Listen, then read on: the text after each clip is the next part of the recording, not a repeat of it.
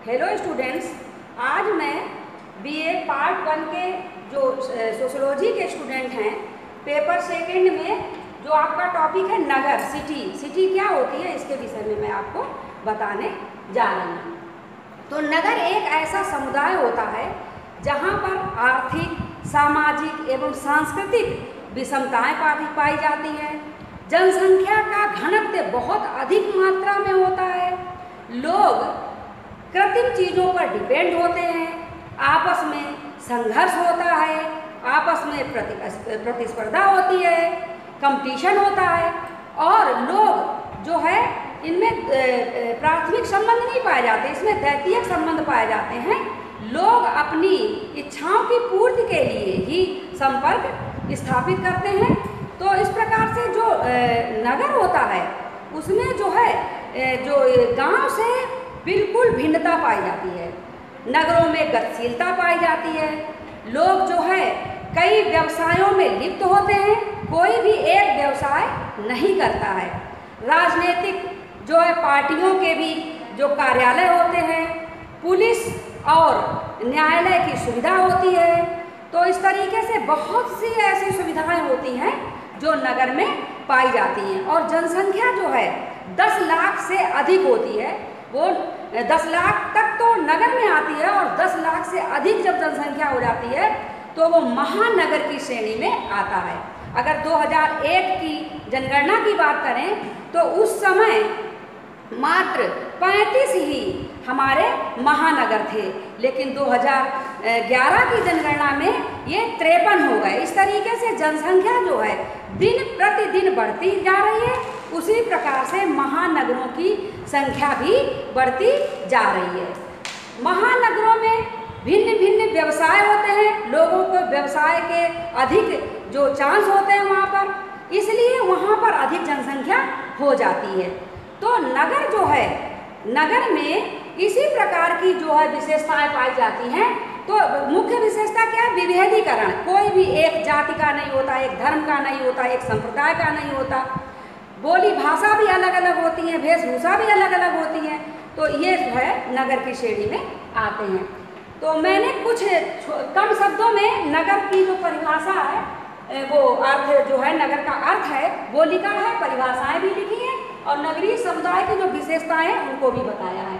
तो नगर का अर्थ जो कुछ शब्दों में बोला जाए तो नगर एक ऐसा समुदाय है जहां आर्थिक, सामाजिक और सांस्कृतिक विषमता, जनसंख्या का अधिक घनत्व, नियंत्रण के औपचारिक साधन, कृत्रिमता, व्यक्तिवाद की प्रधानता होती है, प्रतिस्पर्धा, संघर्ष एवं विभेदीकरण प्रमुख रूप से पाए जाते हैं। यहाँ व्यक्ति कृषि के अतिरिक्त अन्य कार्यों में व्यस्त रहते हैं, जैसा कि मैंने आपको बताया है कि यहाँ के लोग भिन्न भिन्न व्यवसाय करते हैं। और व्यक्तिवादिता होती है, ये लोग जो है सभी से संपर्क नहीं रखते हैं। जैसे गाँव में है क्या होता है, व्यक्तिगत संपर्क होते हैं लोगों के, लेकिन यहाँ पर जो लोग होते हैं एक दूसरे से परिचित नहीं होते हैं और ये जो है व्यक्तिगत अपना लाभ ही देखते हैं, अदरवाइज ये कुछ नहीं देखते हैं। जहाँ पर इनको अधिक पैसा मिला, अधिक पैसे की सर्विस मिली तो ये वहाँ से क्या करते हैं, इनमें गतिशीलता पाई जाती है, उस स्थान पर अपना सर्विस ज्वाइन कर लेते हैं। तो इस तरीके से ये जो है नगर का अर्थ हुआ। अब इसके बाद हम नगर की परिभाषाओं के विषय में बताने जा रहे हैं। दुर्खीम के अनुसार, दुर्खीम जो हमारे समाजशास्त्री हैं, इन्होंने कहा है कि नगर एक ऐसा समाज है जिसके सदस्य स्वावयवी एकता के द्वारा आपस में बंधे होते हैं।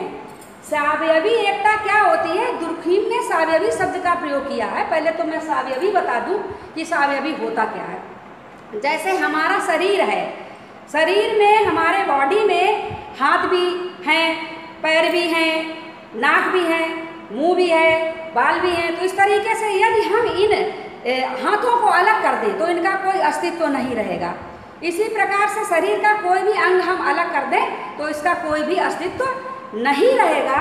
तो ये स्वावयवी एकता अर्थात जिनसे उनको लाभ है उनको वो अपने संपर्क में बनाए रहते हैं, ये इन्होंने कहा है। तो आपस में जो है लाभ हेतु जो है आपस में बंधे रहते हैं। इस प्रकार से दूसरी परिभाषा है ममफोर्ड के अनुसार। ममफोर्ड ने नगर की क्या परिभाषा दी है? नगर स्पष्ट अर्थों में एक भौगोलिक ढांचा, एक आर्थिक संगठन एवं एक संस्थात्मक प्रक्रिया, सामाजिक प्रक्रियाओं का मंच और सामूहिक एकता का एक सौंदर्यात्मक प्रतीक है। इसमें क्या है? सामूहिक एकता का सौंदर्यात्मक प्रतीक है। ये जो है परिभाषा ममफोर्ड ने दी है नगर की। इसके बाद नगरीय समुदाय की विशेषताएं, है ना, कैरेक्टरिस्टिक्स ऑफ सिटी, क्या होती हैं विशेषताएं, इनको मैं बताने जा रही हूँ। सबसे पहली विशेषता है जनसंख्या की बहुलता। मतलब नगरों में जो होता है बहुत अधिक मात्रा में जनसंख्या पाई जाती है। क्यों पाई जाती है? क्योंकि वहाँ पर जो है व्यापार के चांस बहुत उसके जो है लोगों को कार्य जो है बहुत अधिक मात्रा में मिल जाता है। जितने भी जो है गांव के लोग जिनको काम नहीं मिल रहा है, आर्थिक स्थिति इसकी खराब है, तो नगरों में क्या होता है, वहाँ पर उद्योग होते हैं, वहाँ पर बहुत अधिक चांस होते हैं लोगों को जॉब मिलने के लिए। इसीलिए लोग वहाँ पर अधिक मात्रा में धीरे धीरे कर वहाँ से गांव से लोग वहाँ पहुँच जाते हैं और वहाँ की जनसंख्या बहुत अधिक हो जाती है। तो यह है जनसंख्या की बहुलता। इसके बाद है जनसंख्या की विभिन्नता।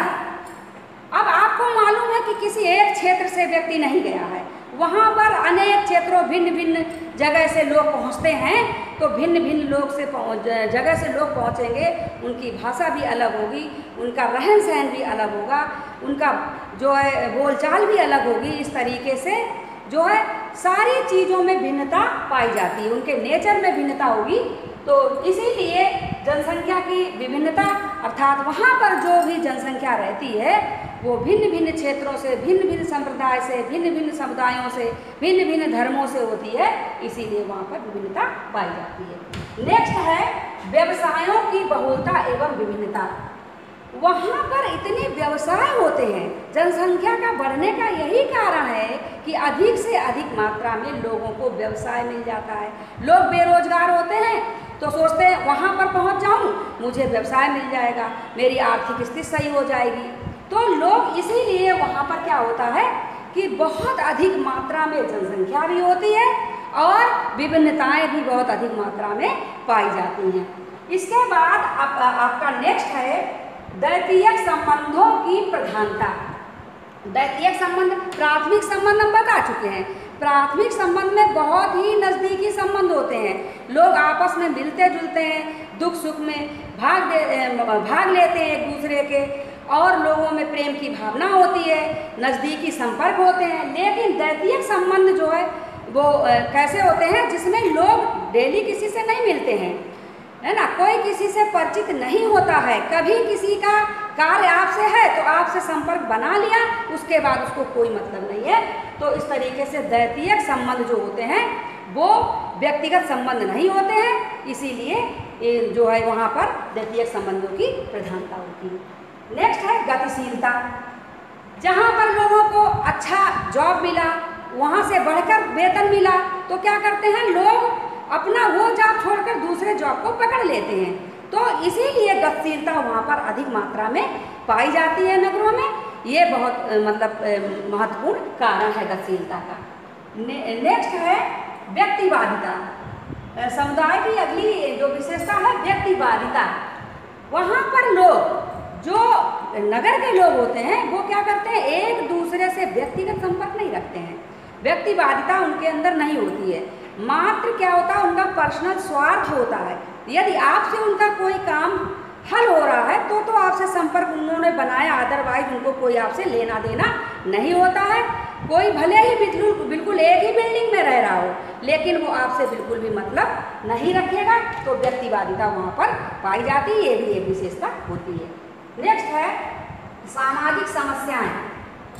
जहाँ पर अधिक जनसंख्या होगी तो वहाँ पर आपको पता है कि समस्याएं अधिक मात्रा में ही होंगी।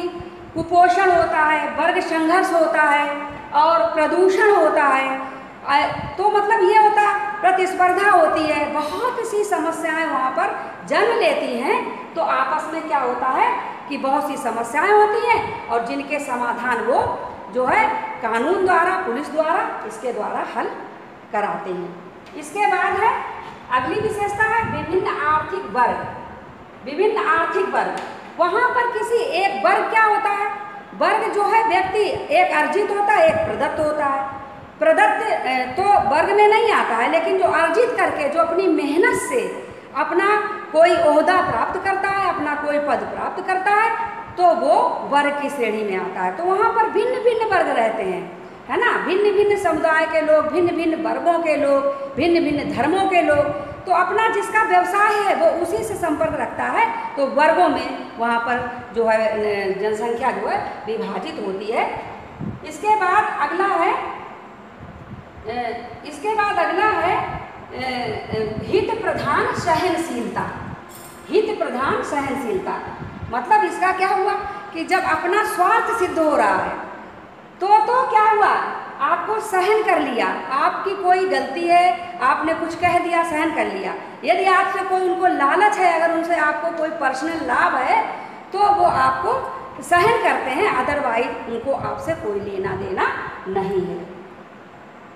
इसके बाद अगला आता है शिक्षा एवं संस्कृति के केंद्र। ये तो आप खुद ही देखते होंगे, जो नगर हैं, जो महानगर हैं, वहाँ पर शिक्षा की, उच्चतर शिक्षा की और ये माध्यमिक विद्यालय, कोई अनगिनत संख्या में विद्यालय होते हैं, चिकित्सालय होते हैं और सारी वहाँ पर फैसिलिटीज़ उपलब्ध होती हैं और न्यायालय होते हैं। अर्थात ऐसा कुछ भी नहीं जो वहाँ पर ना हो। तो राजनीतिक अड्डे होते हैं। इस तरीके से वहाँ पर क्या होता है कि शिक्षा और संस्कृति के केंद्र वहाँ पर बहुत अधिक मात्रा में पाए जाते हैं। ये भी विशेषता होती है नगर की। इसके बाद है राजनीतिक गतिविधियों के केंद्र। राजनीतिक पार्टियों के भी, वो भी अपने महानगर में ही अपना रेजिडेंस नगरों महानगरों में बनाते हैं और वहीं से अपनी पार्टियों को चला रहे हैं, वहीं पर अपनी मीटिंग करते हैं। इस तरीके से वहाँ पर जो राजनीति के केंद्र जो है नगरों में और महानगरों में ही पाए जाते हैं। नेक्स्ट है सुरक्षा।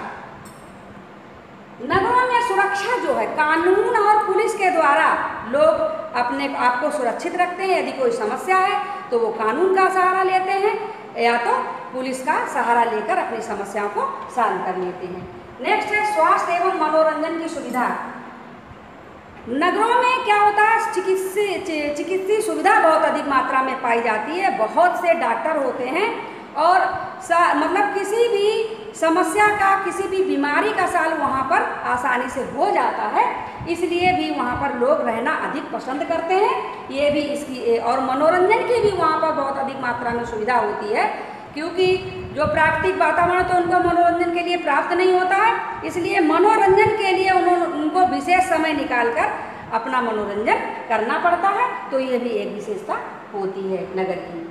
इसके बाद धर्म एवं परिवारों का कम महत्व। धर्म, क्योंकि भिन्न भिन्न धर्मों के लोग वहाँ रहते हैं, तो क्या होता है कि वो ना मतलब उन धर्मों के लोगों में ही रहते हैं, उन्हीं से उनका संपर्क होता है। तो वहाँ पर धर्म की कोई विशेषता नहीं होती है और धर्म को कोई विशेष स्थान नहीं दिया जाता है। इसीलिए जो है कभी कभी होता है कि अदर कास्ट के लोग भी, वैसे तो ये वर्जित माना जाता है, लेकिन एक दूसरी कास्ट के होते हुए भी आपस में प्रेम विवाह संपन्न कर लेते हैं, क्योंकि उनके नज़दीकी संबंध जो बन जाते हैं। इसलिए वहाँ पर क्या है, धर्म और परिवारों को कम महत्व दिया जाता है। पारिवारिक सुविधा भी वहाँ नहीं होती है, परिवार तो वहाँ होता नहीं है। तो क्या होता है कि परिवारों को वो कोई महत्व नहीं देते, परिवारों से कोई संपर्क नहीं बनाते हैं, अपने उसी परिवार को अपना मान लेते हैं। नेक्स्ट है मुद्रा अर्थव्यवस्था, और मुद्रा के द्वारा ही अर्थव्यवस्था वहाँ पर संचालित होती है। ये भी एक विशेषता होती है। जैसे गांवों में क्या है, वस्तुओं का आदान प्रदान भी आपस में हो जाता है, लेकिन वहाँ पर क्या है कि अर्थव्यवस्था जो है मुद्रा और अर्थ या पूंजी पर ही डिपेंड होती है। ये भी इसकी एक विशेषता होती है। नेक्स्ट है, लास्ट विशेषता है लिखित आलेख। जो भी कार्य वहाँ पर कोई करता है, कोई व्यवसाय करता है, तो क्या होता है कि आपस में वो जो है लिखित एग्रीमेंट कर लेते हैं और उस पर साइन करा लेते हैं, और जो भी उनको करना है तो लिखित कार्यक्रम मतलब लिखित अपना करने के बाद ही वो व्यवसायों में लिप्त होते हैं। एग्रीमेंट उनका लिखित ही हो जाता है, इसलिए ये भी एक विशेषता है। इसके बाद जो सारी विशेषताएं बताने के बाद मैं आपको बताना चाहती हूँ कि ये लेक्चर मैं यहीं से समाप्त करना चाहती हूँ। नेक्स्ट लेक्चर में फिर मैं आपसे मिलूँगी।